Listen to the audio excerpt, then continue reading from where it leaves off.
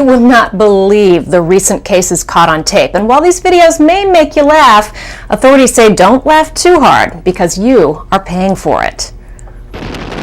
Does this skydiver look like he has back injuries? If a professional wrestler slips and falls, are his injuries real? And what about that drag race? No, not that kind of drag race. This kind. Would you dress in drag and run a 40-yard dash in high heels while you were supposed to be home with a back injury? The Connecticut State's Attorney's Office says Garrett Dalton did. Willing to do anything. Absolutely.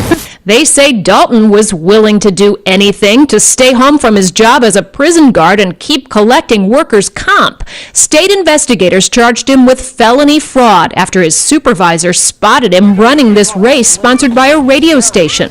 Dalton entered a not guilty plea and is expected back in court in a few weeks. Desperate workers can be very imaginative when they smell workers' comp money. But insurance investigators say these cases cost real money, billions of dollars a year, and they're on the rise because of the recession. As long as you have a down economy, you're going to have people trying to scam the system just to save their own hides. Judge Michael Joyce used to send people to prison. Now he's behind bars himself, convicted of 2 counts of mail fraud and 6 counts of money laundering.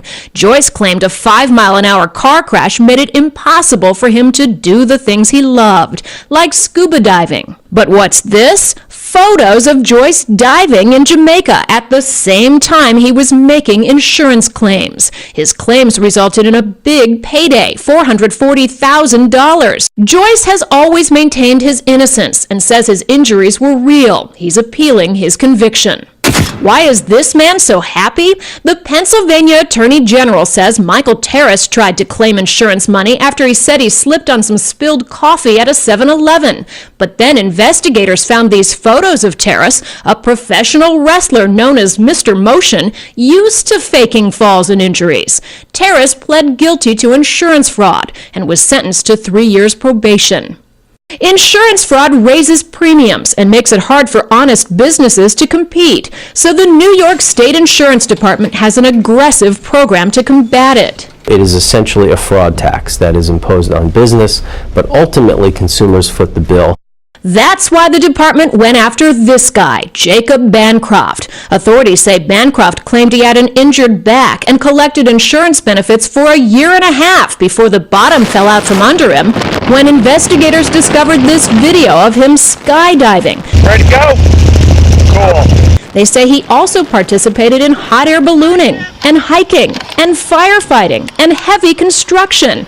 What brought Bancroft down to earth? Nice skydive, Jacob. Here we had someone who, in essence, boasted about his outside activities, advertised them on his Facebook page, and that sort of evidence doesn't come along every day. Bancroft entered a plea of not guilty, and his attorney did not return calls for comment. His high-flying case is proceeding toward a trial.